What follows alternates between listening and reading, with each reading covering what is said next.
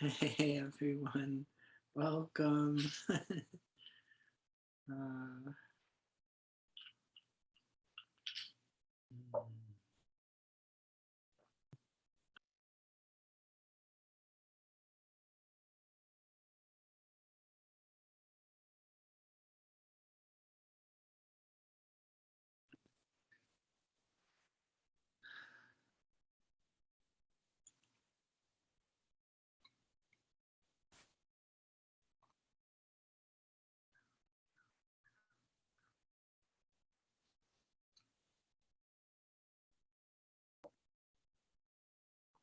hmm. Well, maybe we can start with a little check-in, um, and just how you're feeling. Anything you'd like to share with the rest of the group. With, of course, always, if you don't feel up to it or into it, you don't have to. You maybe just can say, "I'll pass" or something, just so we're not waiting. But other than that, if you'd like to, this is a good time.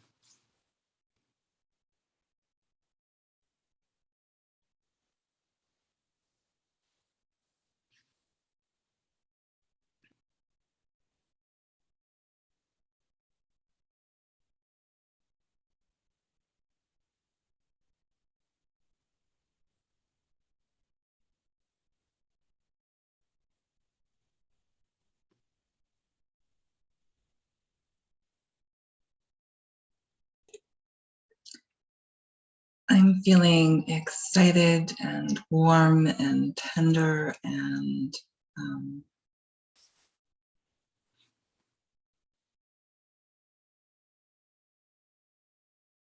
kind of in awe.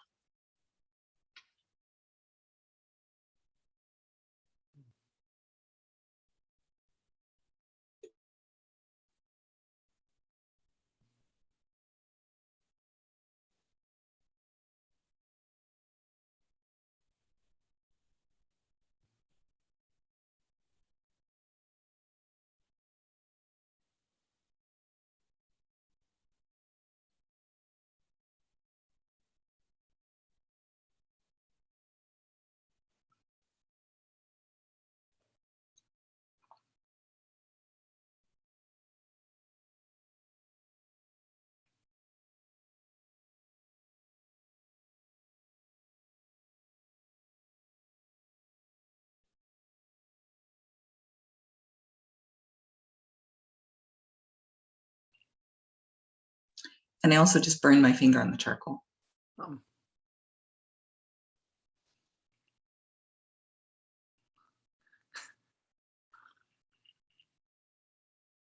I've had a roller coaster emotional week, but right now I'm on a high, feeling very happy.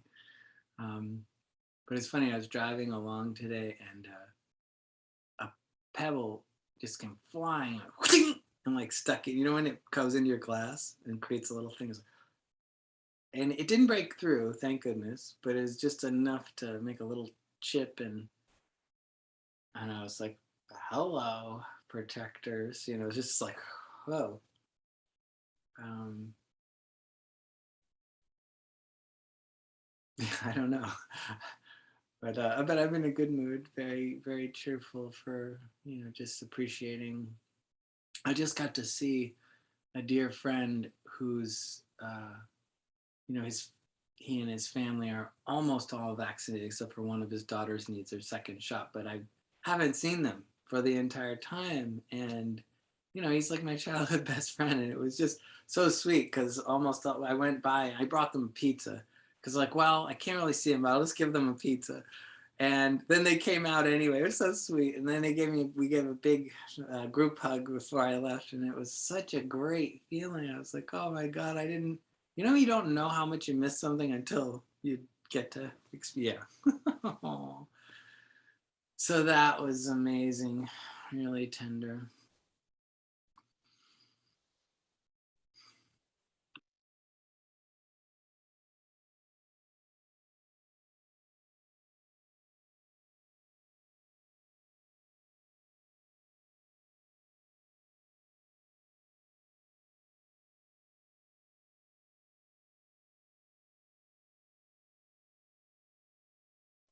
Um, Sure that I'm feeling a little spacey, like right in this very moment, just like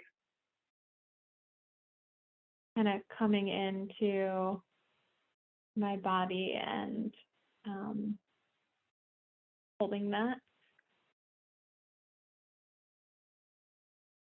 And more broadly, I am like themes right now for me are kind of like feeling shifting, um, feeling some change and like friction in that, but also some momentum. So um and also like the joys of just like uh connecting with people and being like I'm trying to say yes to things while balancing like, not overdoing, but just living and doing now, and being out of my house when I can.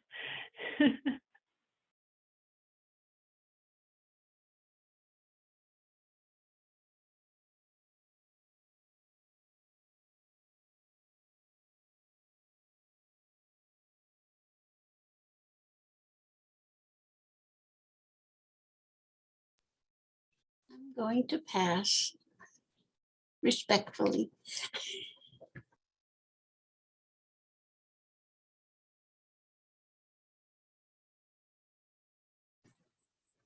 I'm sitting on my swing outside, so it's really nice out here. It's making me feel peaceful. It's a little bit wet. It's been raining, but I always feel good sitting out here. And in general, I'm just feeling kind of mellow.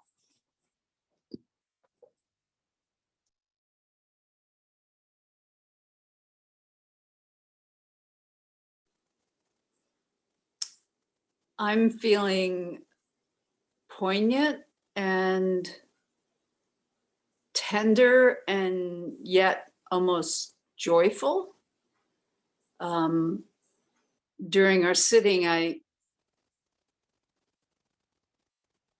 had the image from a dream I had, a brief dream, and I had the sense of facing that dream, and there was a crashing of two cars together, but they weren't cars, they were two people, and there was this joyful experience of it was like the other half of me. And it was just like a joyous embrace.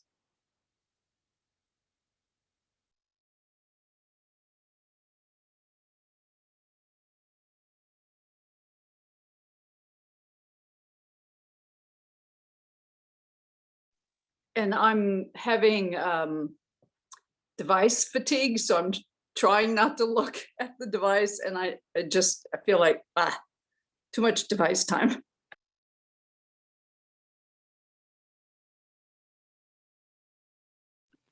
Wonderful. Yeah. Good that you're taking care.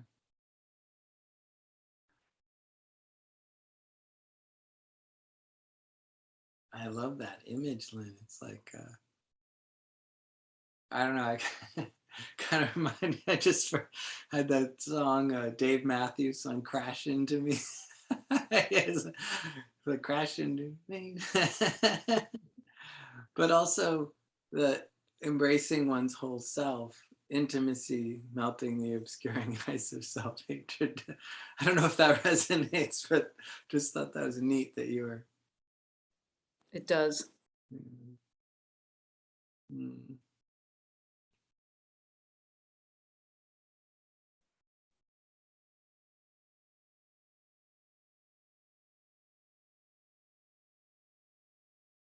Mm.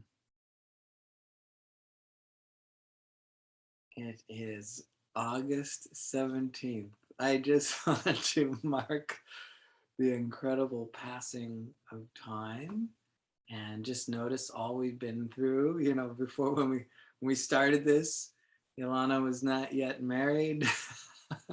Some of us have not gone through certain my own little roller coaster dramas of the summer, which I'm grateful where I'm landed right now. But you know, it's funny, right? We have all these. You just look back since the beginning when we started in May, and was it May? It's May, right? Yeah, May. Gosh, seems it's both longer and shorter. It's weird, isn't it? I also just want to, shout out to Rain is, I think, still finishing up his summer thing, but he said he was looking forward to coming back to Sangha and seeing all of you. So that message I pass along. And Sonia's been moving. I think she's moving from Hawaii back to Colorado. So that's got her all in that world. And I know there's a few others like Derek and Shirley who are somehow out there in the distance. So they haven't come to our gathering. I think they get the recordings and they're still checking in on that. So that's great. And then I know I meet with a few people who can't make anything, but I wish you could meet them because they're doing it too, but they do it with me one-on-one, but it's really sweet. It's there's a whole mix smorgasbord of us all, going on this journey together. But I do think it's so neat, just the acknowledging the passing of time. And I guess we end at like the beginning of December, right? So it's kind of like halfway, I guess, sort of somewhere. It's wild.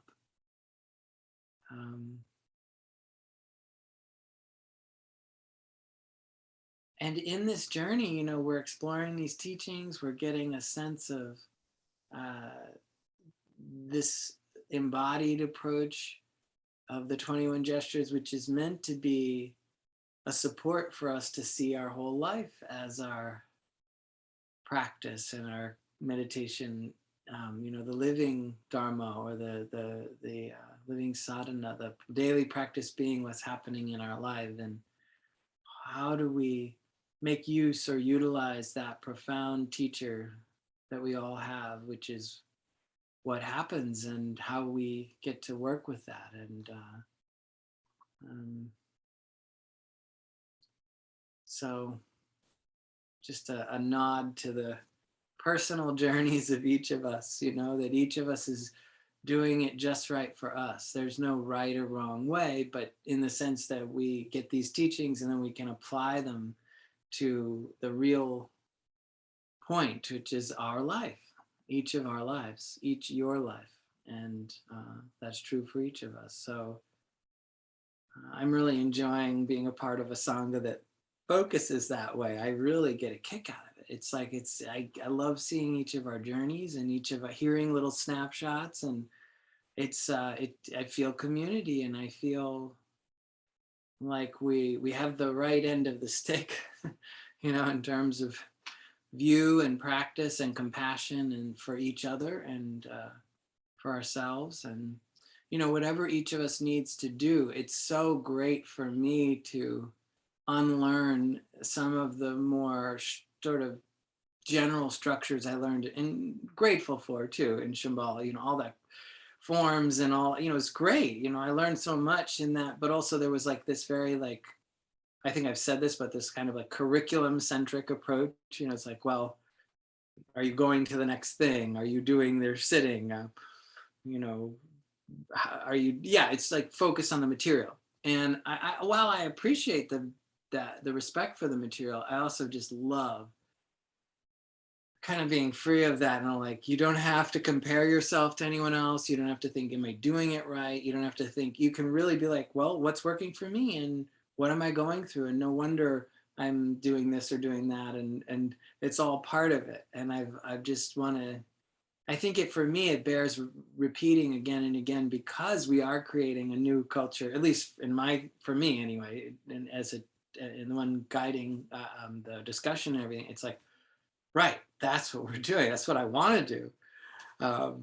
And so yet, of course, we also have this continual kind of rolling out of pedagogy or a curriculum or all these practices. So that's also happening. And, you know, that they go together fine as long as we just trust ourselves. And, you know, that's part of it. But what we've been doing this month has been really powerful for me, because, you know, first time I did this with the first pilot group, there were, you know, about 7 of us, and it was weird because I didn't know, I still don't know what I'm doing, but really didn't know what I was doing with this material then. I mean, I kind of know what I'm doing with it now. I'm learning with you, but I feel more confident. And plus, we're taking more time. But the joke is, like, I was talking, Janet and I were talking the other day, and it's like, wow, we could take a month with each of these sub practices. Actually, we're doing one a week now. This feels fast. So what were we doing the first time? Well, let me tell you, we were going through it in light speed. We did all 21 in 6 months, not even 7 months. So it was like crazy and just really fun in a way, but I didn't get to soak in myself, nor I don't think others, to some of the practices like we are now. So thank you, all of those who came before and helped us. You're being guinea pigs for the next generation or round. So this month we've been focused on self-compassion. And as you know, I've been working on synthesizing Western psychology and Buddhist psychology and Buddhist practice together as best I can. And you know, it's a learning process, a work in progress, but it's a lot of fun. And it's really like keeps me on my toes. And I think it mutually enriching of both views, right? And you know, Lynn tells me that some of her mentors, like Dick Schwartz and other, you know, progressive, prominent psychologists that have, you know, sort of innovated with new methods of therapy that are proving quite effective and helpful for people. A lot of them, if not all of them, have had pretty strong influence from Buddhist sources. And so I sometimes go, oh, right, yeah. Like there was this whole generation before that was getting influenced by that. And then they were bringing it into their work. And it's just so much overlap. And in this particular material on self-compassion, you know, some of the psychology that we've been working with has been around the internal family systems, which is just a stunning kind of view of this. I heard someone talking about, a therapist talking about this, using a term I'd never heard used in this context, which I love. And I'm going to say that I didn't even look up the right word. So maybe you can help me. You know, when birds all move together, I think it's called murmuration or murmuration. Do you know what I mean? I can't remember the word. Murmuration. Murmuration. Thank you, Janet. So it's that, you know, they like move. It's so cool, right? You're like, they're all attuned to each other. And you're like, how are they doing that? But occasionally you'll see one dips off, right? And this therapist was saying that some of our parts that are not in harmony with others, they'll sometimes veer off, but eventually the group kind of reabsorbs them. But it was this kind of neat idea of like, that idea of all these parts of us being like a murmuration of birds. It's like, whoa. I thought that brought a kind of granularity or detail or vastness even to parts that I haven't yet understood. I was like, oh gosh, could it be that complex? Is that overwhelming? Is that beautiful? I think it's beautiful. But I've often used the term loosely of inner social meditation. That, you know, all of these parts of us, these different developmental stages, different needs in our personality, in our development, in our life, have relationships and interrelations. You know, just like in a circle of social meditation, we're kind of being influenced and influencing the whole at the same time. So that has a kind of murmuration too. And the phrase, the phrase is just unbelievable. Like, embracing one's whole self. So that really was, I think, a nod to this idea of all of our parts. Embracing one's whole self. And if we think about that phrase for this month's gesture and the sub practices, it also goes to like those experiences we have with others, especially in romantic or, partnerships, or could be family too, of course, but very close long-term relationships with a degree of intimacy. There is this unbelievable kind of thing that can happen where you can start to love the whole person, including not leaving out the parts you don't like so much. And I just glowed about seeing my best friend from childhood. And I'll tell you, he still pisses me off in the same ways he did 40 years ago. And I was giving him crap about it today. I was like, I'm coming over there. You don't call me back. So I don't know. I was mad. I'm legitimately pissed, but I accept him fully. I'm at this point too, I'm like, good luck hoping he'll change. We're like the oldest married couple there is. It's like, forget it. I don't even expect him to change. I just love him, but I'm still pissed. So it's kind of neat to embrace someone else's whole self. And I feel so whole in it. It feels so good to like, be able to acknowledge, yes, that's annoying, and I still love you, right? And there's that grace, and I still love you. Now, of course, in a romantic partnership, I think it's one of the more high maintenance, higher levels of expectations that two humans can have of each other, at least in our modern culture, right? There's so much pressure on that dyad being fulfilling of so many needs. And of course, many people from indigenous cultures and different viewpoints have said that seems a little askew, modern people. You're putting a little too much pressure on that one relation. Where's the village? Where's the support? I remember I once officiated a wedding, and one of the partners in the wedding had a Filipino background, and they have a tradition there, kind of indigenous tradition, where a couple in the social circle of the family will be kind of like invited or installed as your, I forget what they call it, but kind of like your advocates, or like a couple that's like older than you, that's kind of like, come talk to us, we got you, we've been through some shit. And I was like, that's wise. Like, thank you for having, and I'm sure many cultures have this, right? So I'm speaking from my ignorance. I'm sure it's in many cultures, but I just loved it. I was like, okay, I want that for everyone, because, and I think maybe even like the whole idea of the godparent was something like that. And other, so there's many examples of like some kind of, it could function that way. It obviously doesn't have to, but I bring that up just because I think, for myself, there's so much power in close partnership, but then also so many needs and so many kind of expectations and boundaries and challenges and things. And it's good, it's a beautiful, as they say, it's one of the great mirrors. That kind of relationship really shows us how we're working with the world at large, because it's like a microcosm. It gives us a mirror to our larger patterns and our larger expectations. But so it is a great teacher.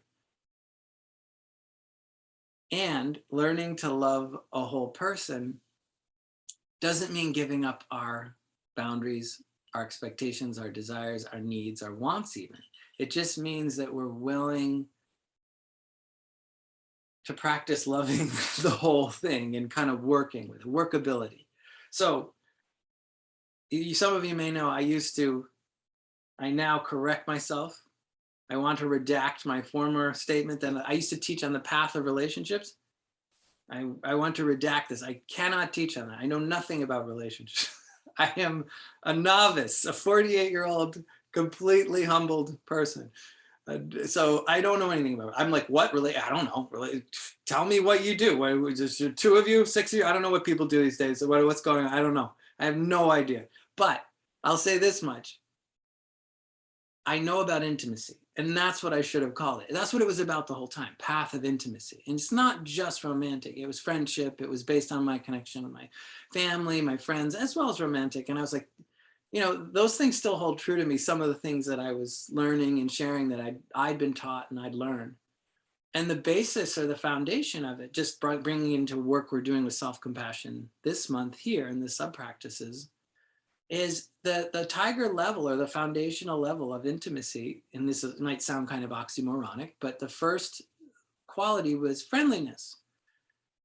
And I was like, or tenderness, friendliness and tenderness. I was like, well, because I was like, you know, a lot of people have frenemies or they have very contentious romantic partnerships where it's like a lot of fighting. I'm like, do you guys even ever be nice to each other? Like, are you friendly at all? Like, because you don't have to be. You can apparently be in a relationship and not be friendly.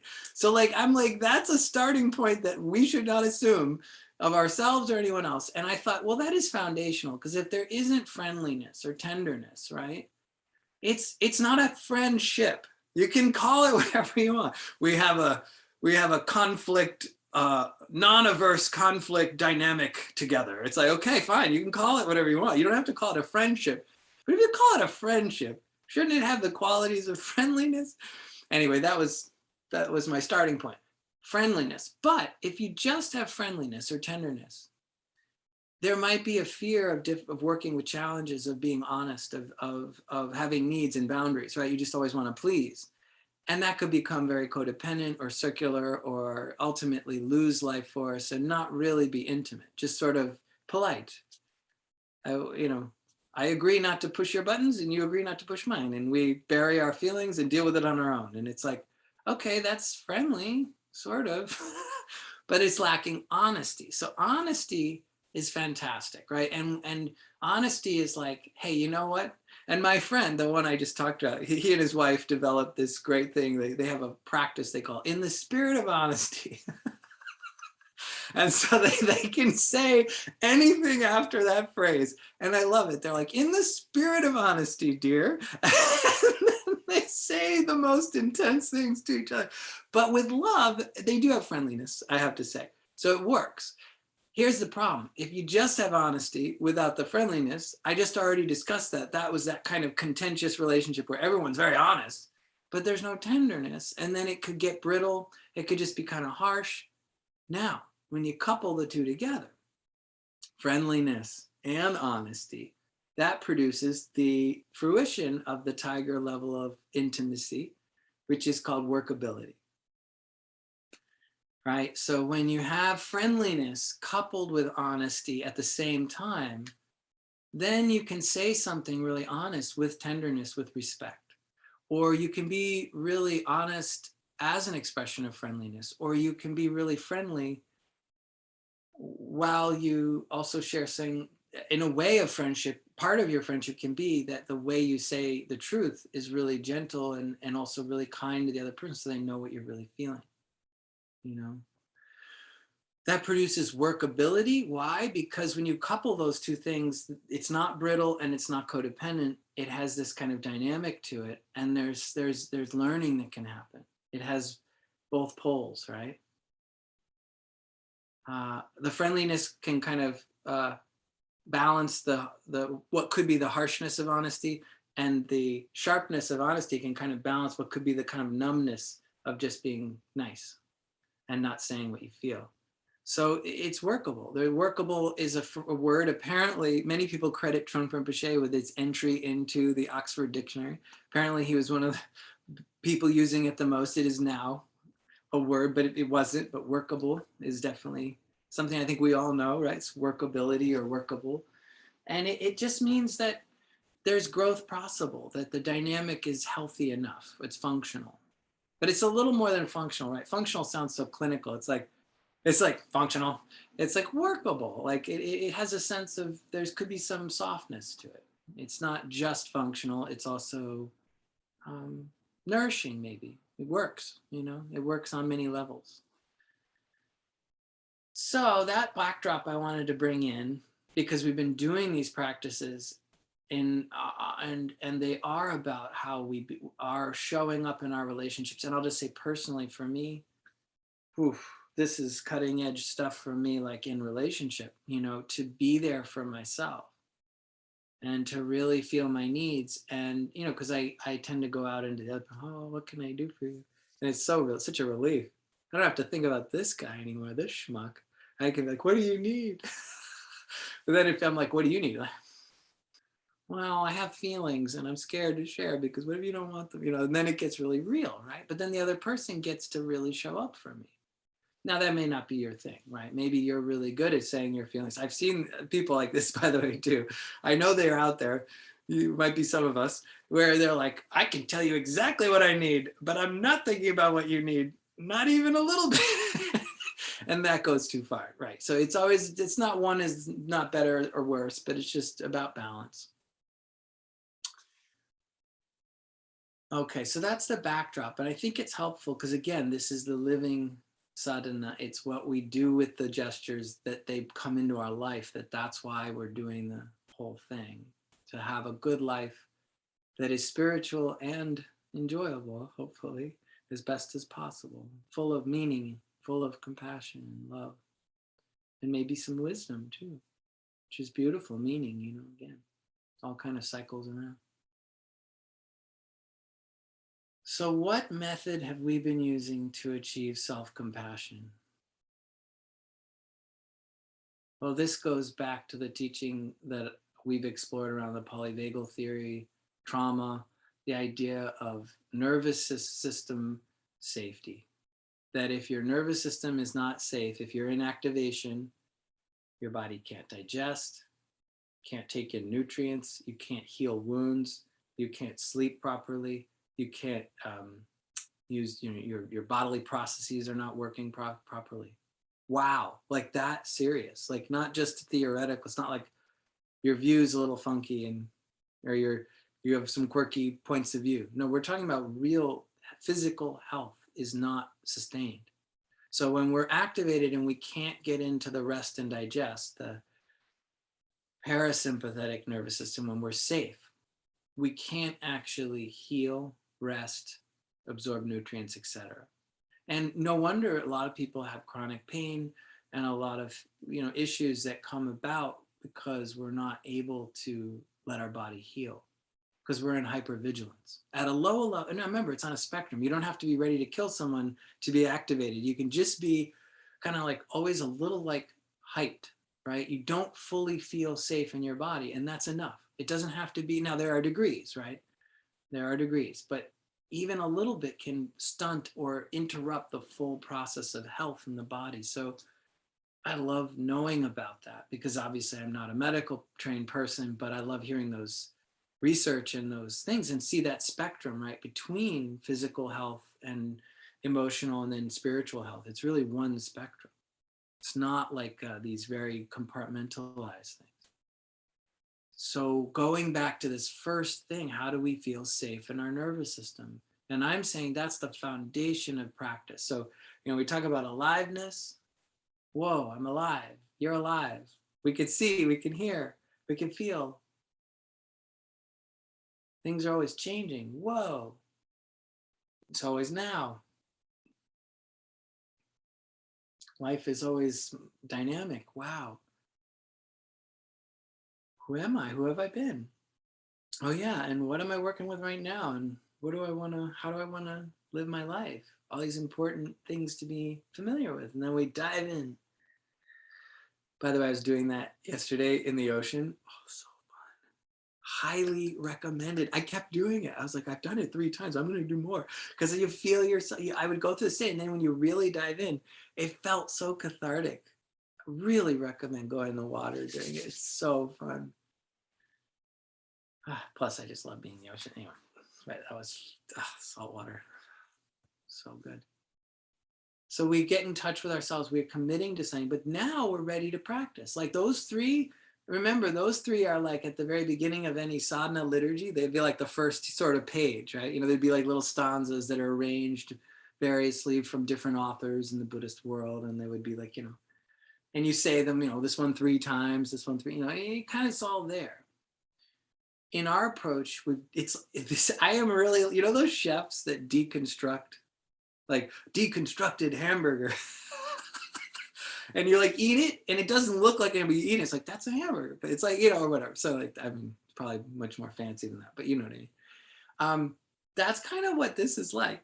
The living sadhana teachings, they're really, and the gestures, it's all in there, but it's just like in a different presentation. And I love that because it keeps us being fresh and, you know, in our own like learning and in our own experience. And again, you can do those other practices if you want. They're great. You can do any practices you would like to do as well. They're all going to work with it fine.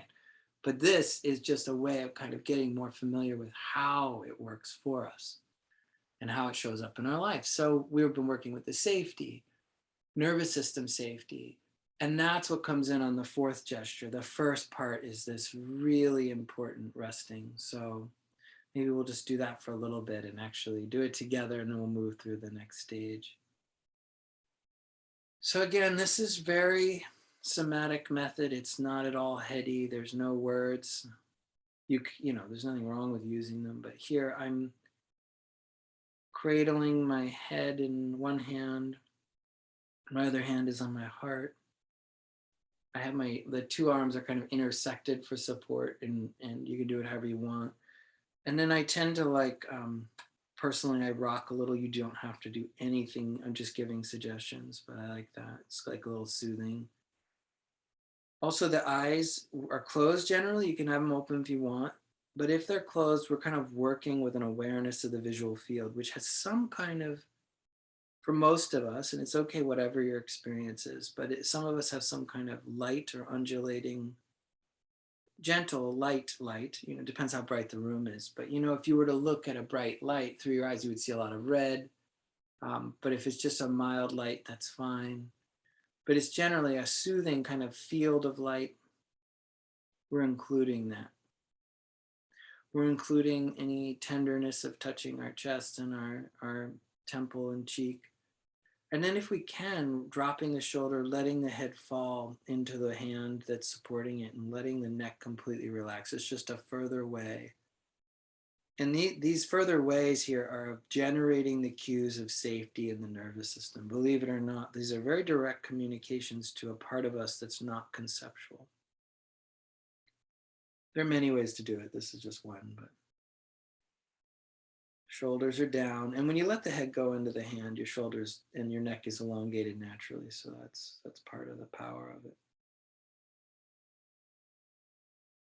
And then we just be there for a while with ourselves, feeling.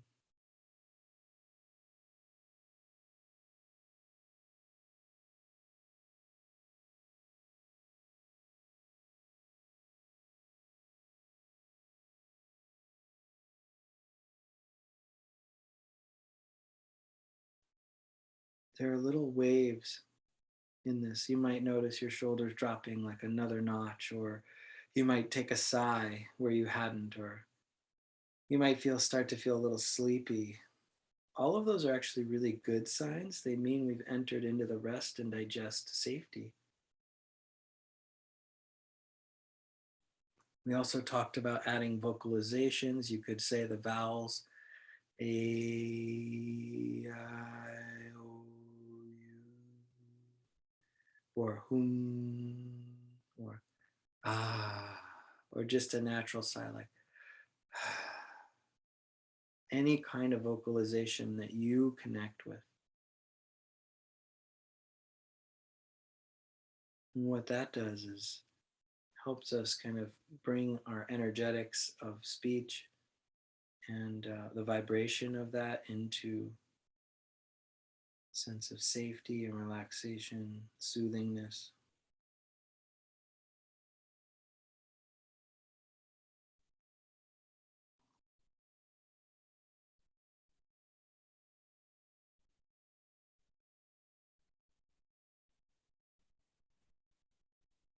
We also tried in some of the more deep versions of this, some self-inquiry, talking to parts of ourselves. I don't really recommend that for like daily morning practice, but on a special session, you know, when you have more time, some container around it, that can be very powerful. Here, even just saying, how are you, sweetie? Or, you know, I feel you, or you're okay. or you can really just relax. You know, any kind of vocalization that's a word based, that's sort of a affirmation, or I see you, you know, I feel you, I'm with you. Anything you want to say that kind of is a positive, I guess it's funny to say, but pro-social to ourselves kind of phrase, you know, like you're important, I like you, um, you know, anything that's actually gentle. And just feeling how it feels to hear that and say that.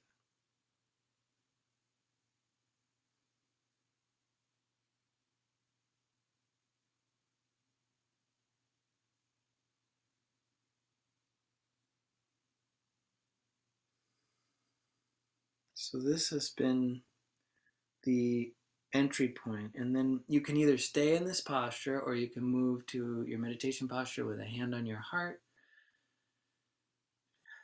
And then we move into the firefly meditation. Here we have a sense of light shining from the heart center. It could be like, you know, those beautiful NASA photos with all the colors. You could have that filling up your body, like, or it could be starlight for brightening, moonlight for cooling down anger, or a warm sunset for gentleness, you know, any number, any color. You could even have a green light for like the gentle light filtered through the leaves in the forest, you know. So there's so many lights, any kind of color that feels right. There's no one way to do it.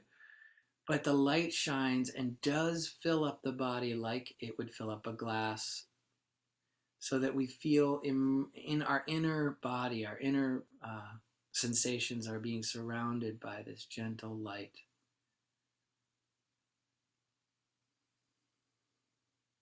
And here we're using our imagination, but we're feeling, we can just feel it, we can see it, we can do it in any number of ways. It's just having a sense that it's happening. It doesn't have to be a particular experience that we're evaluating. It's more just kind of having faith that it could even be a sensation of coolness or warmth or whatever, or light, feel, movement, energy, whatever. Many ways to do it, all are right.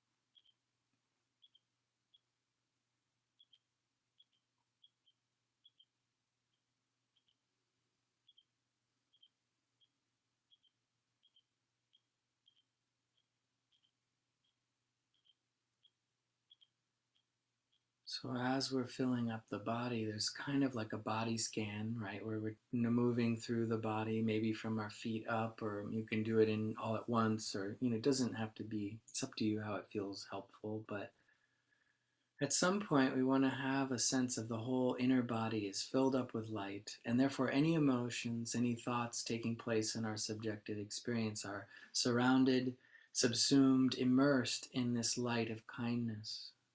Once we've achieved the full inner body, it's sort of like the full lighting of the lamp. The lamp is fully lit, the lamp being our body. Then we have that lamp radiate out from behind us, below us, to our sides, above, in front.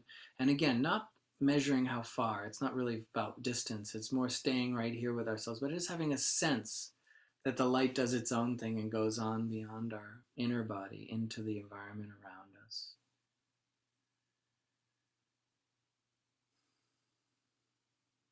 And this is just bringing in an element of situatedness, of context, of belonging, of being a part of something bigger, but still remaining in touch with our inner personal subjective experience of being alive. We're still here.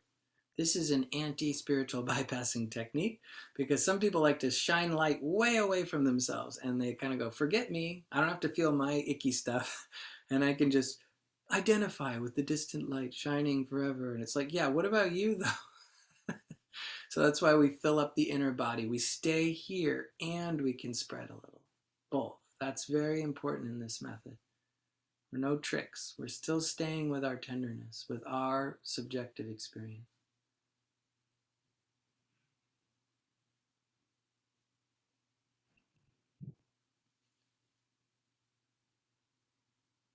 Now, the third sub-practice, I'll introduce the transmission here. It's not all that different. Here, we can have a sense of being immersed in a bright white light, but you can pick any color you want. The bright light is the key, though. It's not dim, so it could be yellow, white, or anything. The ideas of a brightness is that it feels like you're in the midday sun, you're surrounded, illuminated. And this light, you could have faith that it is the presence of, whatever language you like, angel, Tara, a benevolent, divine kind of presence. But there's a sense of, what if you were inside this field of light that's so big that it's all around you and fills up any far as you can see. So this is a bit of a shift. I'm not saying abandon yourself, but I'm just saying now imagine all around you, as far as you can see, a bright field of light. And that light is pure, loving, nurturing energy.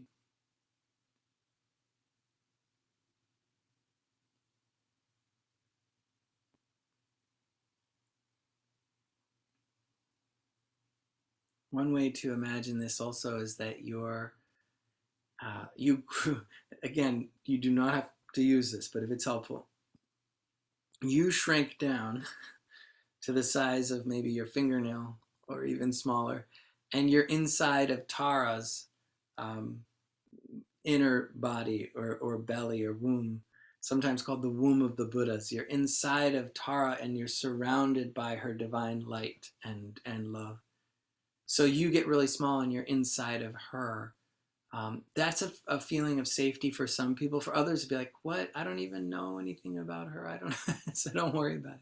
If you have a connection or if that feels helpful, but you could say, I'm inside of a divine being of light, an angel, whatever. It doesn't matter really to me. It matters what you connect with, right? Does that make sense? Yeah. But you are immersed. And, sometimes people talk about this light in the near-death experience, right? This bright light that surrounds them is fully unconditional love. So that's the key thing here, is this light is unconditional love. And it's surrounding you. Any thought, any emotion is just immediately met with this unconditional environment of love. You are being truly, deeply resourced, recharged.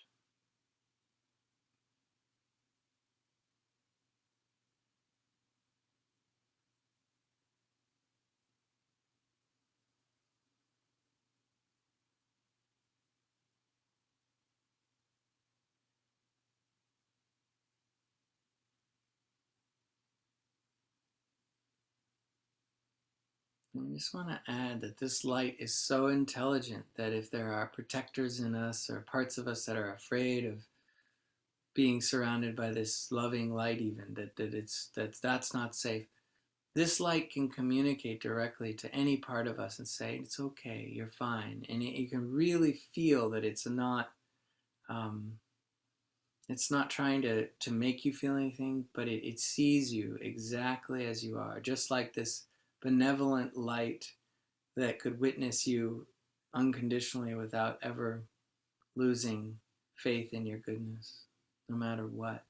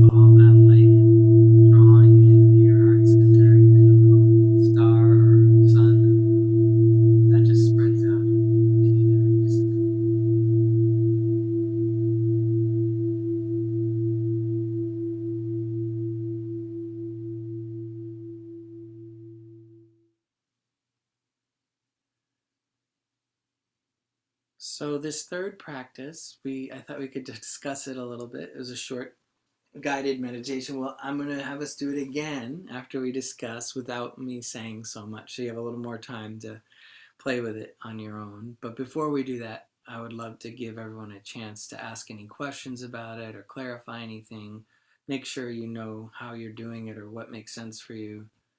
And if, of course, if you want to share any experience you had while doing it, that's always welcome because we always learn from each other. You know, when we don't think it's a big deal. Like, well, I had this thing, and we might think, why would I say that? But then someone else is like, oh my God, I'm glad you said that. I thought I was the only one. Or, oh, I didn't think of that. That'll be helpful. I'll try that. You know, so it is just generous. It doesn't, again, if you don't feel like sharing, that's totally different. That's fine. Don't do it. But if you're interested to share, but you think, oh, maybe this isn't that important, I would beg to differ. I think it's so helpful. So if anyone would like to.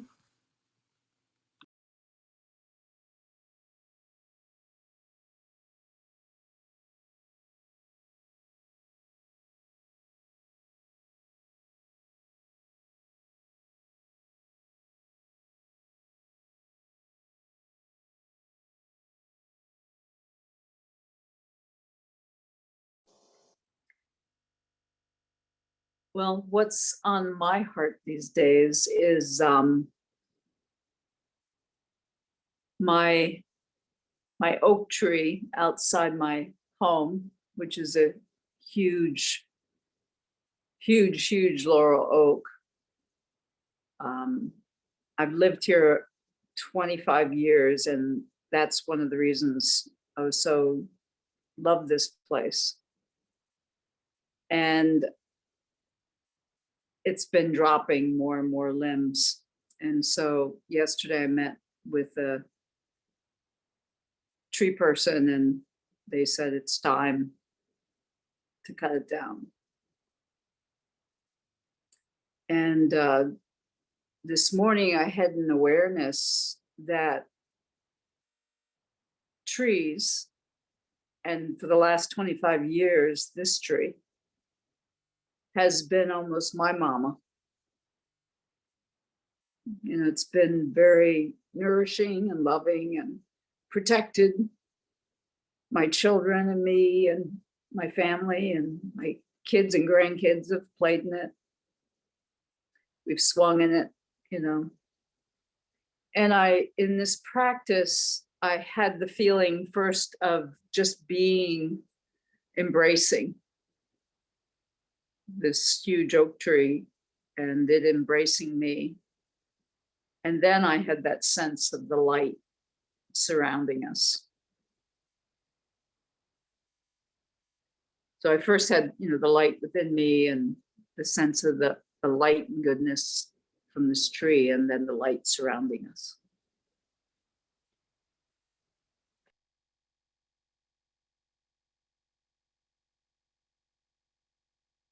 Wow, thank you, Lynn. It's so helpful.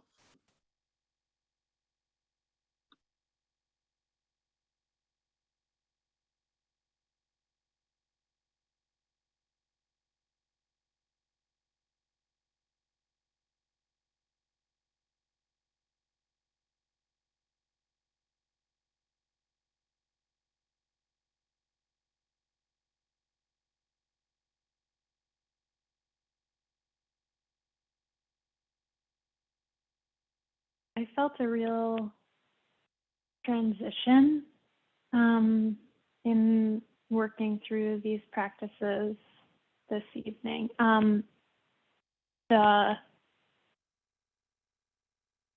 simply resting with myself and doing just a few moments of talk of how are you doing, sweetie, was felt so loving and felt like such the antidote in situations of unfriendliness, even with others, where if I could do that for myself, like I want somebody else to say that, but if I could pause and do that that's like, oh, I could just soften. Beautiful.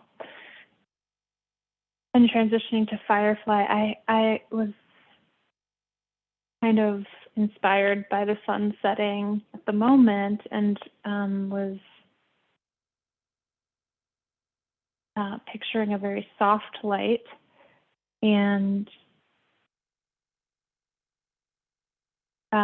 sinking into that and transitioning from that soft, gentle light to this brilliant, bright, shining. It was a powerful transition. It was very intense for me to move from the soft light to a very bright, intense light. That felt energizing, really, and like enlivening, like taking a really cold shower. And one last note on this is that I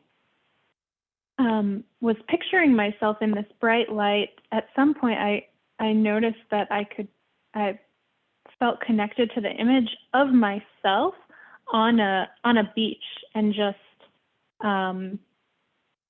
like sitting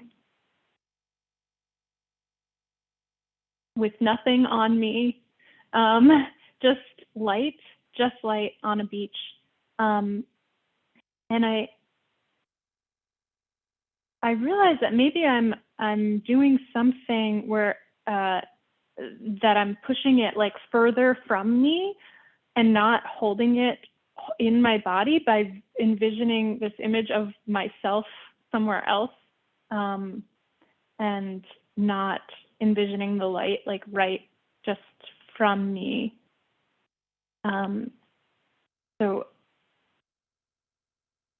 So then working with like actually holding that bright light in my own body right here is where I left off. Thank you for hearing my whole journey. Thank you for sharing. That was really awesome and detailed. Wow. Yeah. I love it. I love it. Yeah, really helpful. Gosh. So much I want to say, but I'm going to zip it and hear what else. When we're done, we can all kind of talk about what came up. But anyone else want to share more? I'm not going to forget. I'm taking mental notes.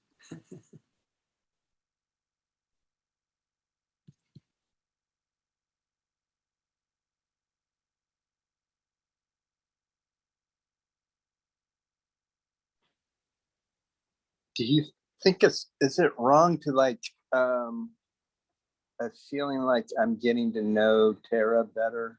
Like um I pictured, being inside her womb, and it did have kind of an intimate type of feeling for me. I like that. I like the Firefly, but I also like the other one that you had described before, and it's kind of intriguing to me about that.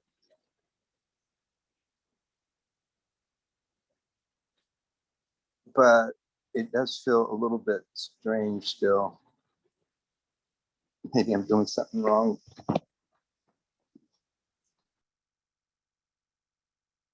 Thank you. Oh, gosh, this is so juicy. It's so important what you're saying. Thank you, Stephen. That was, again, wow, really helpful.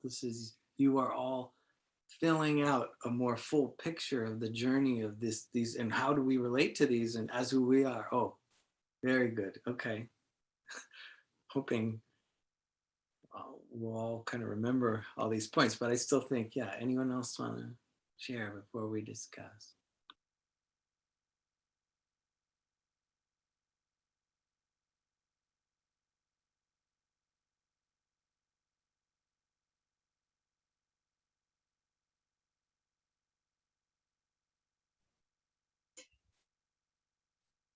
So I don't know if everyone has heard me say that I've kind of struggled with this, not this particular sub practice, but this gesture in general, kind of just feeling worthy of feeling worthy. um, and it's been, not that I've not had really beautiful experiences. I have, but I kind of feel like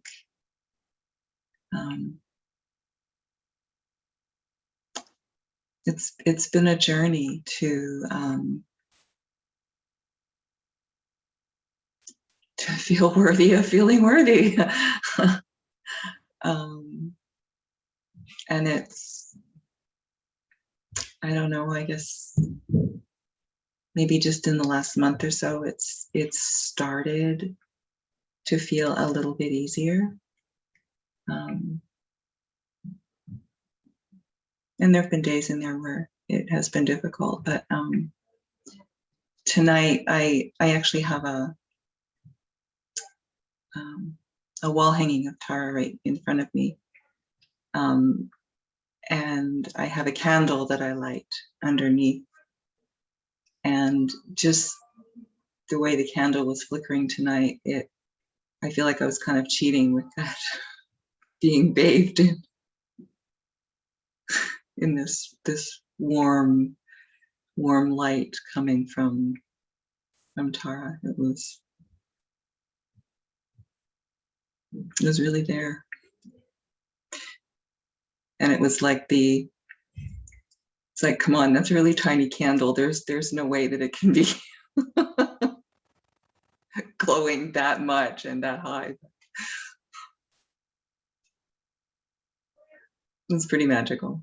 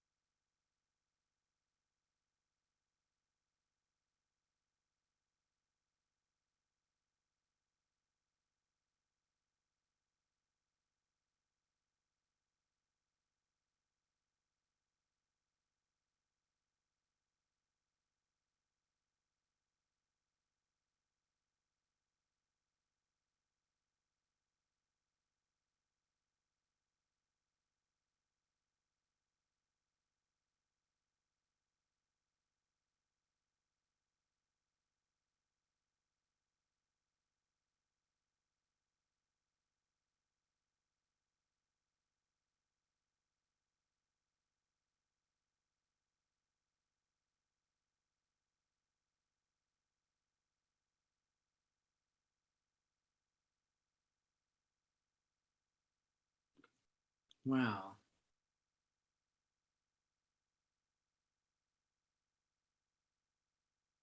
Why don't we take a short bio break, maybe 5 to 7 minutes, and then we will come back.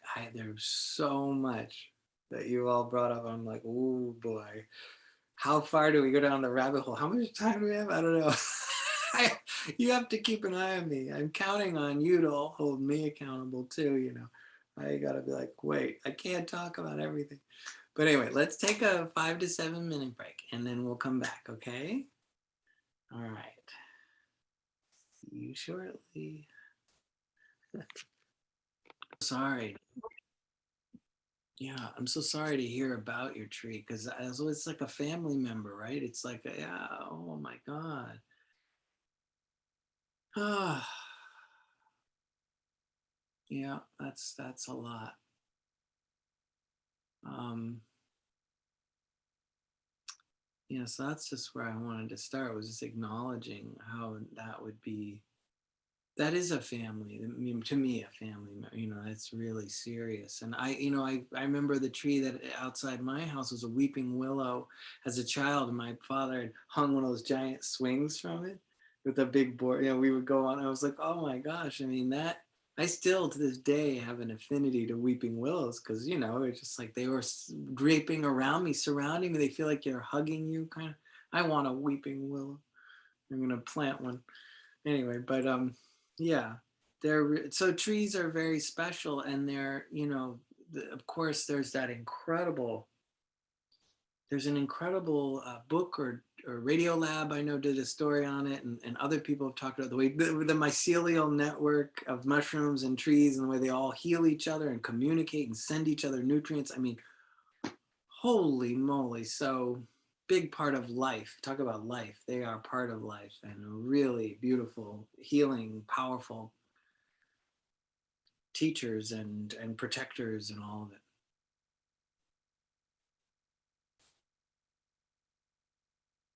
I did want, so I took my notes because there was just too much for my little brain to handle. So see if I had probably missed stuff anyway. But if you remember anything, anyone remembers anything, please jump in at any time. Just share, because it's all of us learning from each other here.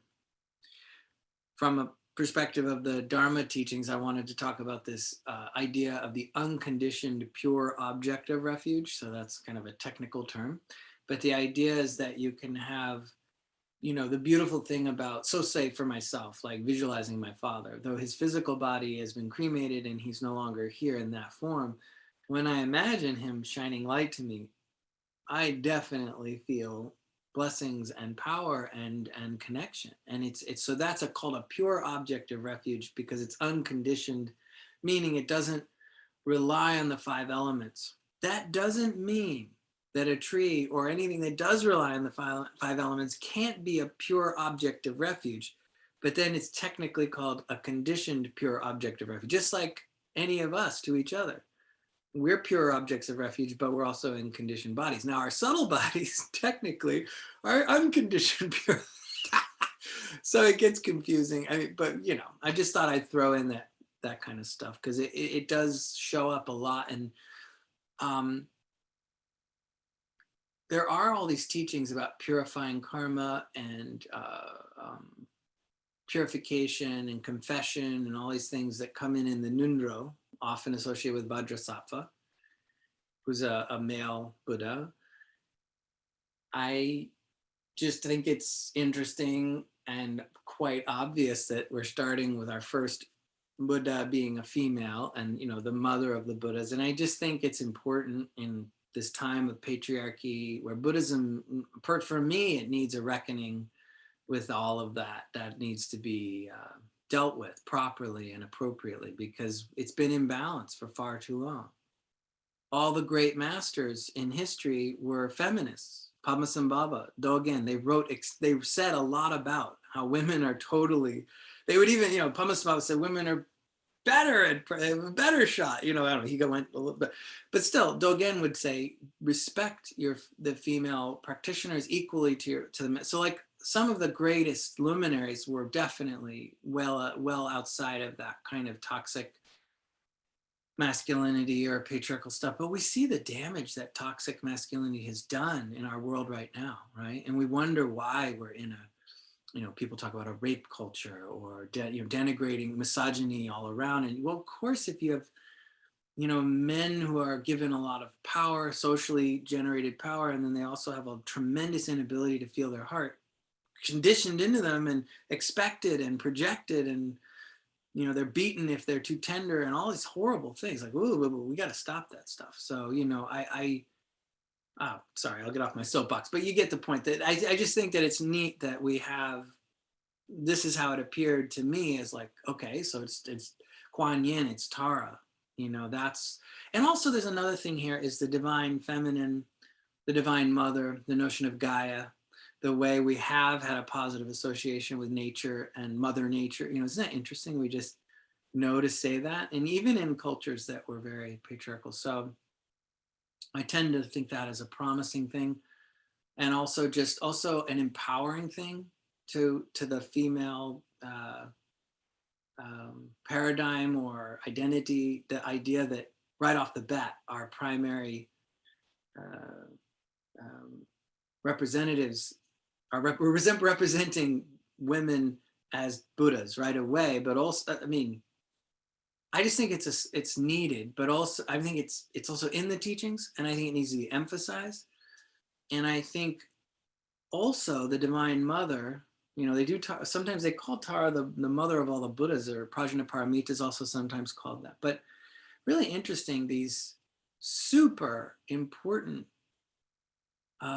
qualities of nurturing. His Holiness the Dalai Lama saying the mother's milk is the actual physical bodhicitta, and so we're really getting, there's a moment where this needs, we need that empowerment, and for ourselves and for others and for all of us, whatever. So that's there. The other thing I did want to address, besides that obvious part, is there's some weird, I can't fully say I figured this out, but there's some weird kind of reverse object relations psychology going on here with this.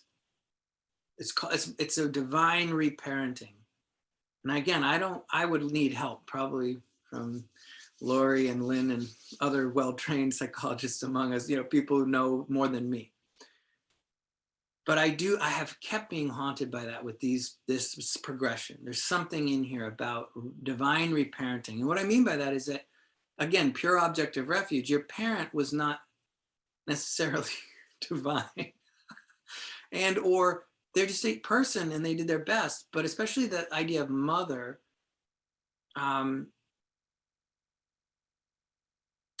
so the way that and again, this is rough, so bear with me, but this come up as we were all talking, and it's also related to the psychosexual aspect and the nurturing as adults that Stephen brought up. So there's a lot in here. And I just want to own that this is deep water, and I don't have it all figured out. I just know it's in here, and I want to explore it with all of you. And I want your wisdom and intelligence and your eyes and heart on it, and think about it and help us learn more about it, because I'm still learning on this one. But so the way I understand it is, and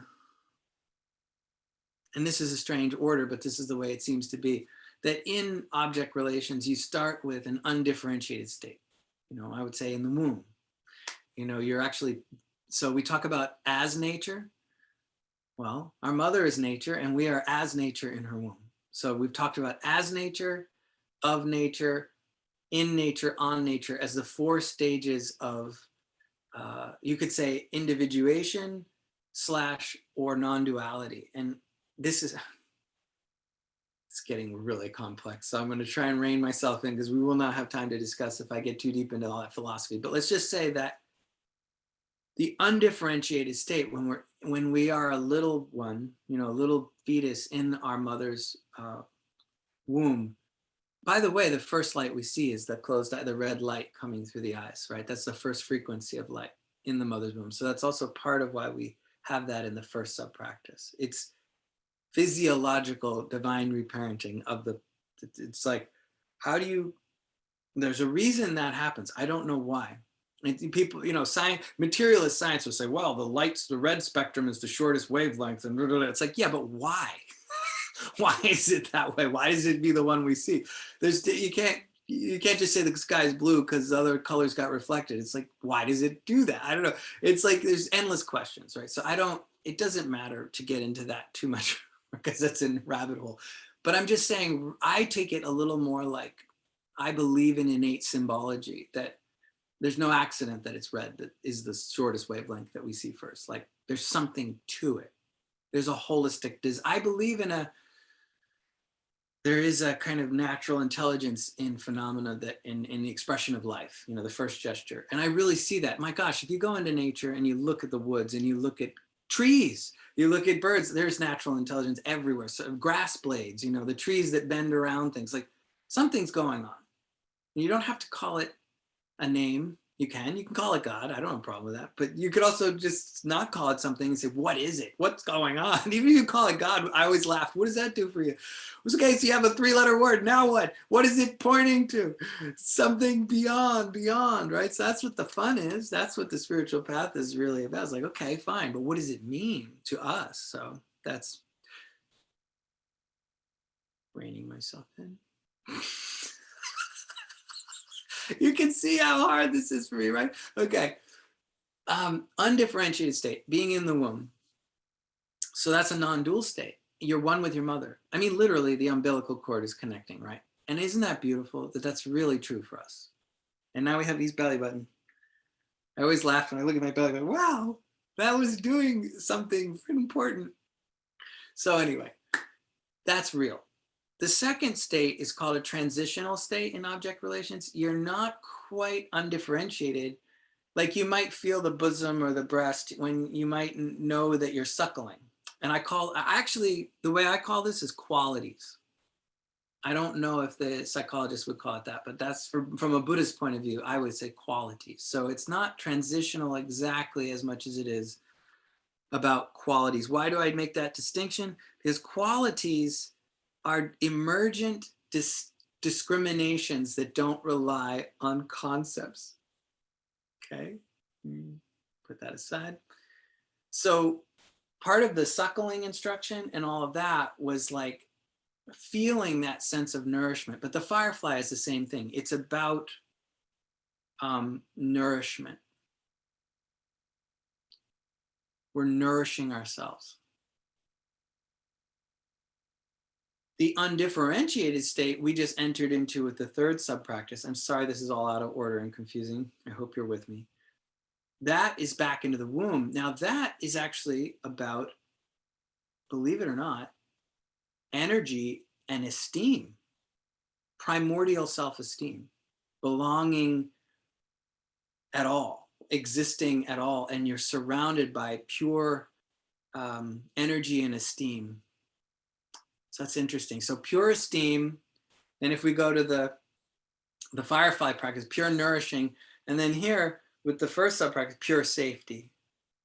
So if we reverse the order, pure safety, which is, I think this is the individuated state where we're leaning against the breast and we know we're leaning against the bosom. We feel the warmth and the qualities, but we also can talk to ourselves. This is so weird. We are individuated from ourselves. We're talking, you, parts of us, we're saying, you're okay, you. I'm sorry if this is confusing. It's the best I can do is where I'm at with it. There's another individuation that happens in the other direction, which is, I say, the sparkle in your mother's eye before you were born, or the sparkle in Tara's eye, which is the sad joy in her heart. And that's another level, that's the other pole of individuation, that your mother was individuated before you were conceived, as was your father. Isn't that wild? So it takes two individuated people to create an undifferentiated person in the womb. So we start with individuation in the context of being in interdependence. It's getting so psychedelic. I can't, it doesn't, I'm nothing, I feel like I'm losing you. I'm not losing you. You seem all great. I'm losing myself. All right, but I'm making sense. I'm following notes. I think it's okay. But the point is we're working with individuation, qualities, undifferentiation, and then with the fourth subpractice, we'll come back to a kind of another kind of individuation. But anyway, either direction you go, there's this kind of this sense of object relations were important to me when studying them or learning about them in psychology, because they talk about literally the development of the entity, the person. Now, many people would say the ego, the self, and duality, and I don't know, that's a whole nother philosophical can of worms I'm not going to get into, but it is about being a person. And I think this is so important because part of what the fourth gesture is trying to do is, I would call it's like a divine reparenting, right? Because what happens when we actually embrace our whole self, we are the adult. You know, as Dick Schwartz talks about the self with capital S, or he talks about the part of us that's lucid and knows the other parts, right? And so I'm calling that our kind of inner parent. And that's the part of us that can embrace our whole self. When we're blended with a protector or an exiled part or a managing part or any of these other parts, they don't have the full picture. They can't actually be full adults unless we've worked with them and then their qualities blossom into the murmuration of a complex entity that has many parts that work in perfect harmony. Wow, that sounds great. or at least pretty good harmonies most of the time, some of the time. Okay, I'll take any time. No, I'm just kidding. But some spectrum, yeah. So I just want to talk about that kind of back and forth, and that we all brought that up in different ways. Wow. Whew. Okay, I'm gonna put that aside because we can come back to it.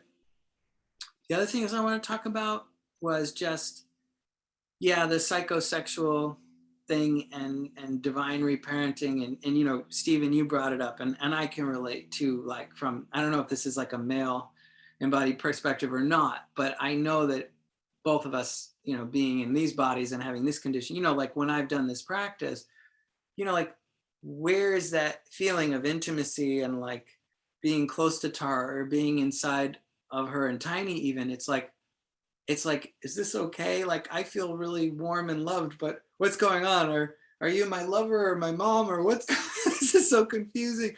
So I just wanted to point out, I feel that I would like some help understanding it from everyone, because I even think people who have complex relationships with their mothers, that's why I've been really hesitant to do too much of the suckling meditation, because I'm like, I don't want to bring up that can of words. You don't want to know about my mother. It's like, oh God, no, I really don't. I'm sorry. Let's just change the subject. It's like, I mean, I love my mom, but I'm not thinking of my mom when I'm doing this practice. I'm thinking of Tara as a divine mother, but I do feel like here's a problem I see that God, I'm in over my head tonight. I'm just gonna say it. All right. You're also brilliant. That's the problem. You brought up the amazing stuff and it's exploded me. But I do think there is this really societally confusing spectrum. Again, I don't know what it's like to be conditioned as a woman growing up. I'd love to hear from that perspective too. But I know, like, how we sexualize our psychology and nurturing and like even the spectrum from tenderness and touch and nurturing to arousal and sexual feelings, like it's so confused in our society. We don't talk about it. It's like off limits. We don't talk about children's sexuality, and I get it. Like, who's going to run studies on children's sexuality? I mean, it sounds like a friggin' lawsuit waiting to, what I mean? It's like, but as a former child who had sexual feelings from early as I can remember and was acting on them all the way through before puberty. And I've talked to many other children who also had that experience. So I'm like, okay, we're missing a lot here. And we're in a society that doesn't want to like talk about how confusing that spectrum is. We talk about the spectrum and neurodiversity, like what is this point of view and this approach of learning and this disability, or is this a disability? Is ADHD just a different way? Or is Asperger's really, is it this or that compared to, it's so complex. I don't know. I think we're very, so the spectrum is so vast, but it also applies with sexuality. And when I talk about psychosexuality, especially how we feel nurtured, what if those feelings feel cross-wired and then we feel confused, right? Like, ooh, what am I doing? So I just want to not shame that. I want to surface it. I want to admit I don't have all the answers to address it fully. I'd love for us to be able to talk about it together safely, but it does have implications. Even me trying to teach this, even though this is how it appeared to me, I've veered more towards the Firefly version just because I'm like, that's not on the third rails. That can just be a little easier. But like, okay. So I grew up with a mother who was very, feminist, and was like, she never shamed anyone breastfeeding in public, and I was always taught that's completely fine. And I was like, yes, it is. Any woman can do that anywhere. And I was like, rah, like I felt fierce about it. And if anyone said anything, I'd be like, that's fine. That's natural, and yet, of course, it's complex, right? Because there's so many projections and perceptions, and people have their own traumas. And it's not just like one way for anyone. And of course, but I do feel we have to kind of just somehow go, maybe not tonight, because now I don't have the time, but just going forward, I'd love to be able to conclude this kind of thing that you mentioned, Stephen. I'm sure all of us can mention ways where this gets Yeah.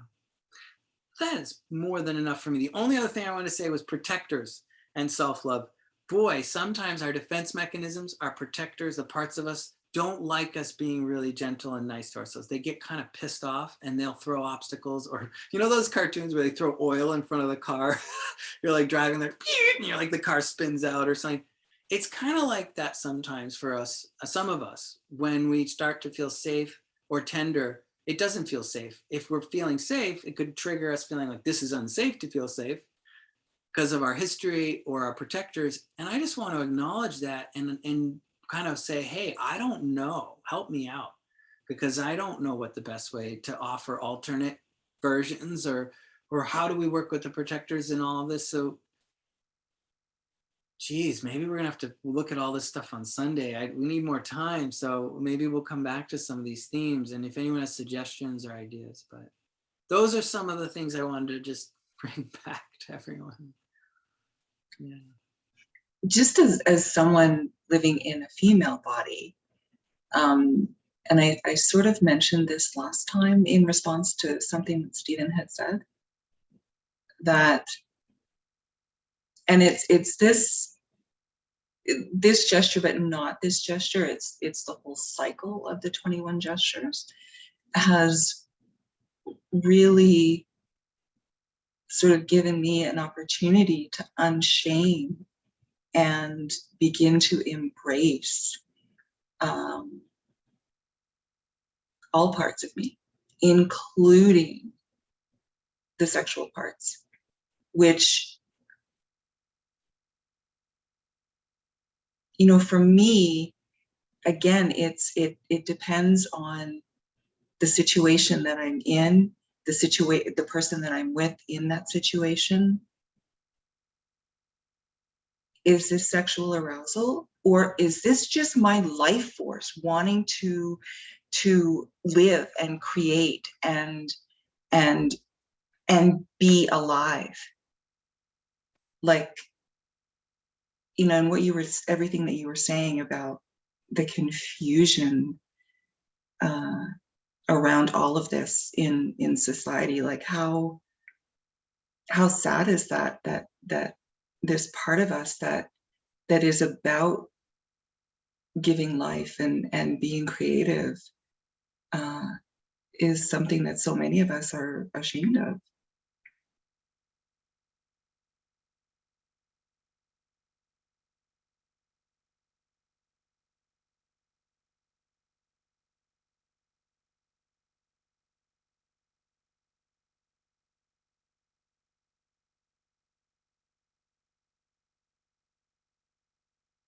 I don't want to say any more except just this, that in the second cycle, the last gesture, the 14th gesture, so we do talk, it's all about working with bliss or sexual energy or that life force energy that can be sexual or could just be well-being. And we talk about the levels of it. And boy, has that been fascinating. And I felt like, just personally, as someone who was a teacher in Shambhala for, I mean, the entire time I was in the community, I was asking, please, can we talk about sexuality? And can we have teachings about openly, we're all having sex and we're all practicing. Why aren't we talking about it? That seems dangerous. And now I think even more so, clearly it was, right? And so I just want to own that, not that I have answers, but that it's part of what we're exploring, and there's more about that. But At least you're willing to ask the questions publicly. yeah, thank you, Jan. Yeah, I mean, for me, it's such a journey, and I want to understand how to work with it with everyone and how we can help each other. Absolutely.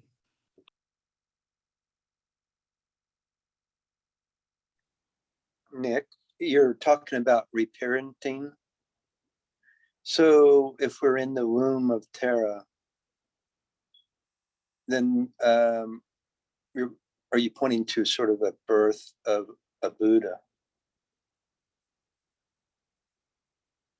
Is that what being reparented to a being that is enlightened? And are you referencing that maybe in sexual union, you know, we experience that type of bonding, that sense of love or intimacy is related to reparenting as well.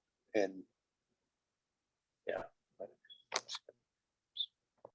Absolutely, all of it, absolutely. And also the gestation, the 9 months in the womb, the idea of nurturing and profound esteem, like just that whole, that someone carries you around, and walks and struggles to stand up and sit down, and, that they do that is profound esteem for us. It's especially in the undifferentiated state, right? Because the love we're receiving ideally, and so when we're in the from our mother, but also, and ideally when we're in Tara, then it's unconditional love that's pure, powerful. And so yeah, that's us kind of reparenting too, is like both being born, but also the gestation or nurturing, and then we go in the last one to this almost like the conception, which is the sad joy of the heart.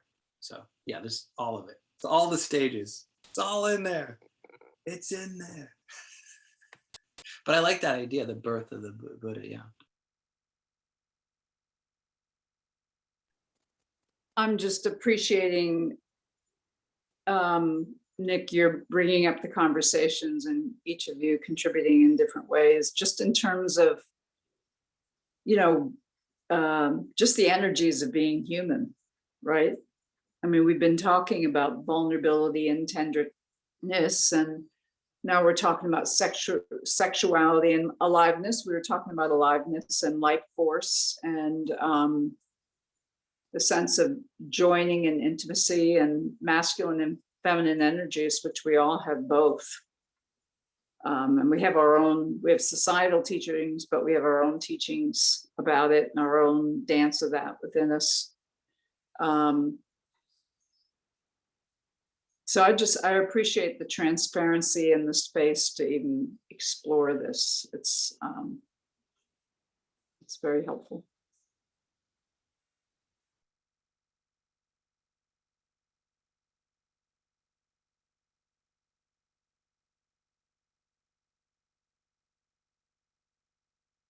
I'll just add on because I agree. I definitely agree in theory. I think it like intellectually up here, I think it's important, and I'm a big fan of Esther Perel and her whole thinking on the matter and her critique of our very puritanical society, shaming. And I like learned through her work that I really internalized this idea in my socialization of expressing sexuality is bad. So there's this clear like good, bad. But hearing this conversation, I'm also like, I'm very like, I'm talking now, but I feel very like hesitant to delve, probably because of my socialization with it. Yeah, and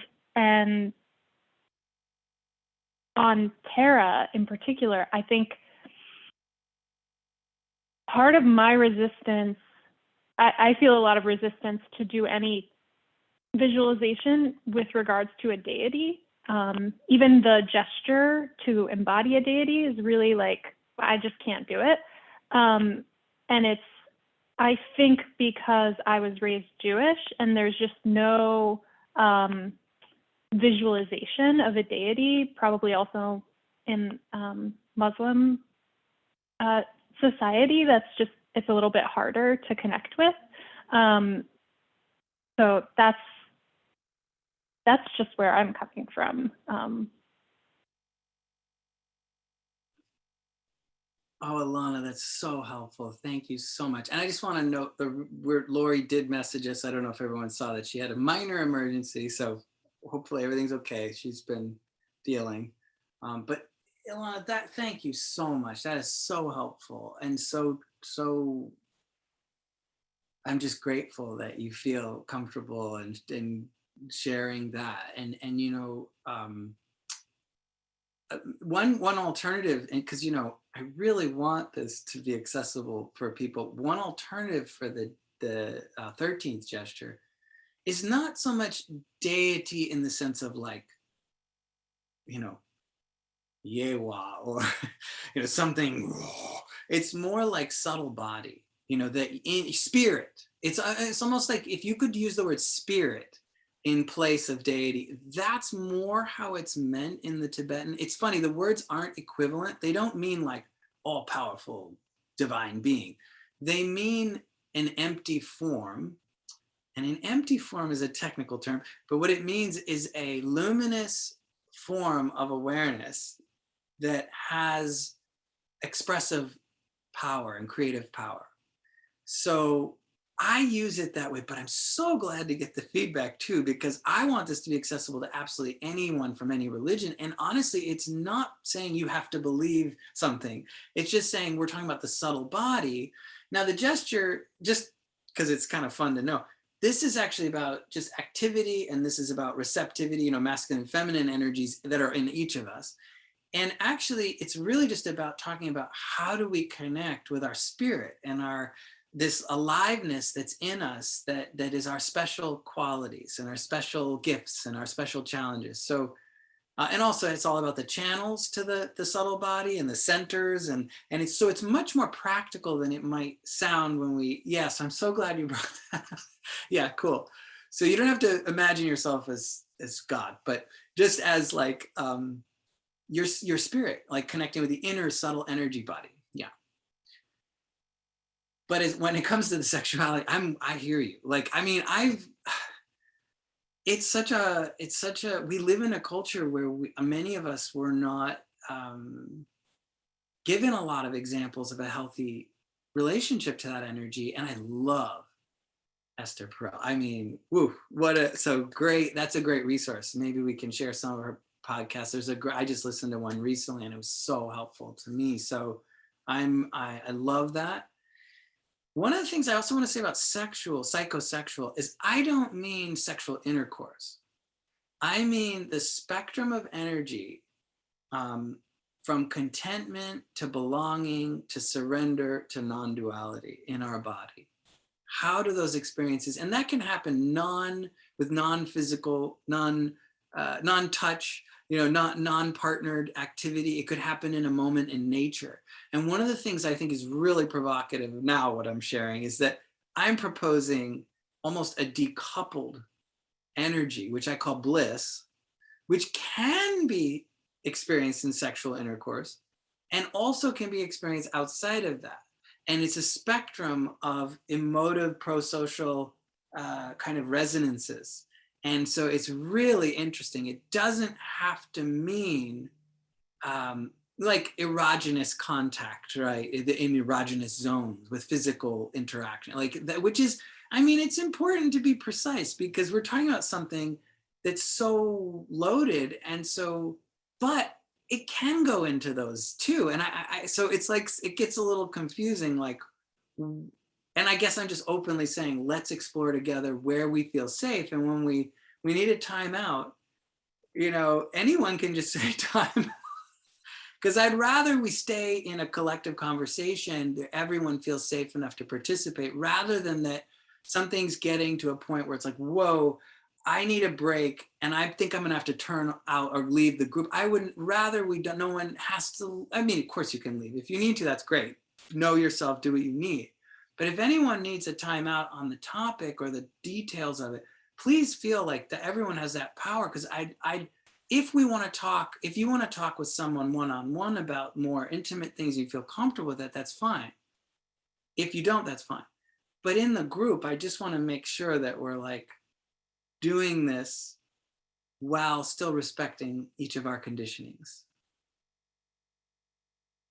I need your help with that. Yeah, so please let me know. Yeah. I want to acknowledge that one thing that's a bit challenging for me, and yet that very same thing to me is a gift you offer us, which is that we're recording this and that we're recording it for the rest of the group. And to me, that's a beautiful gift that you're giving us, that, no matter what we're doing and how this fits in, how we're using this practice, that we all have access. And yet it is harder, especially, for example, for me, I haven't met probably most of these other people. So there is some discomfort, and yet I also have some sense of trust. First of all, in myself, I think that's the most important thing. And then in you and in the group that I've met so far. So I just want to name that. Oh, thank you, Lynn. I am so glad you brought that up. I sometimes forget we're recording. The only sharing we're doing is with the other cohort members, but you're right, you don't always know them. And even just something being recorded changes maybe what would be shared. And I hadn't thought of that. And that is like a tension of like, it is cool, like that people can miss something and still see and connect, but oh, what a great point. I don't know. Maybe as a group, we can reflect on how we'd like to proceed with that. Because for me, believe me, I just want you all to feel comfortable. I don't care if we record or not. If it's more like, you know what, it'd be better if we don't, because we want to just be able to not think about it, then let's do that. The people who can't make it, there's plenty of material, and they can always reach out to me. I'm available to all of you, for private meetings, and you can ask me anything. And or you can reach out to anyone else, so any other cohort member, and say, hey, what did I miss? Obviously, I think we can establish rules of conduct where we don't share what other people said, but that said, I'm totally fine with, also changing the way we're doing that. Because honestly, I have to admit, I just kind of forget, like I'm so used to it because we do it all the time. And I agree with you, Lynn, it has a beautiful quality, it has a good intention. And I promise it won't be used in a way where it's shared widely with anyone. It's just for the cohort. But that said, we never really talked about it. And this is such a great learning experience because all I want is for us to be able to open up, feel safe, and go deep together. This is about us. So please chime in, write Janet or I, and say what you'd prefer going forward, or on Voxer, or wherever you feel comfortable, or text, or whatever. And please let us know, because this is yours. This is your learning environment. It's not mine. I don't have an agenda. I just want to serve, so thank you for bringing that all up. Yeah. That's a really interesting point. I mean, with the first cohort, it was sort of a loose requirement that people attend, and the recording was only shared if someone had specifically said, I can't be there next week. May I have the recording? And it was kept for Nick's use,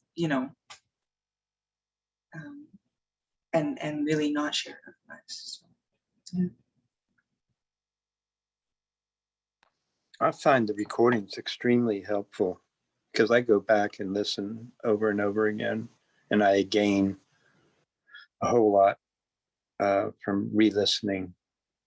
And the fact that I know, because I've actually asked, I want to make sure that I had access to all the recordings. That's very important for me. Just sharing how I feel about it. Maybe Janet and I, we have to end because we're a little over, but maybe Janet and I could put together a little like poll, and people could fill out like what they prefer. Because one thing we could do is record, but only give access to people who are there, and just and we would guarantee it's not going to anyone else, and that you have the links if you want to review, but it's not for people who weren't there. That could be another solution that kind of, I'm always looking for the middle way. But if anyone has suggestions, we'll try to produce a little email poll. And the way I look at it, if you respond to it, that's the vote. If you didn't, sorry, this life is, yeah, Lynn, what were you? Yeah. Well, I was also going to say, and even discussing it, I don't know how people would feel about this, but even just saying, hey, would you mind turning the recording off for a few moments? But I don't know if that's supportive enough for everyone. I'm open to everything and anything. please, if you have a feeling, the main thing I would like to share is that I just want each of us to share our truth about what would help us show up and get the most out of this. That's all I want. I don't care if it's recorded, not recorded. I mean, obviously we can work it out. If some people want access, then it can be restricted to the people who are there, whatever, and they can't share it, blah, blah, blah. But just please share what you'd prefer, because I'm sorry we didn't think of this sooner. It's really good that it came up, because I just want to go deeper with all of you. I don't want there to be obstacles. And I know the format's different, and I'm still learning. You know, it's funny when Zoom switched to where it says you have to click the thing for the recording. I was like, oh, that's good, because then I don't have to remember to ask every time. But then there's other questions. So yeah, great. All right. Well, is it okay if we end here for tonight? Yeah. What a great gathering. Thank you so much. I'm so excited. Let's dedicate the merit. All you sentient beings I have a good or bad connection with. As soon as you have left this confused dimension, may you be born in the Western Sukhavati. And once you're born, complete the Bhumi's love.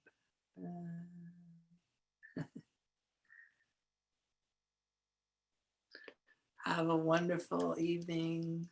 See you.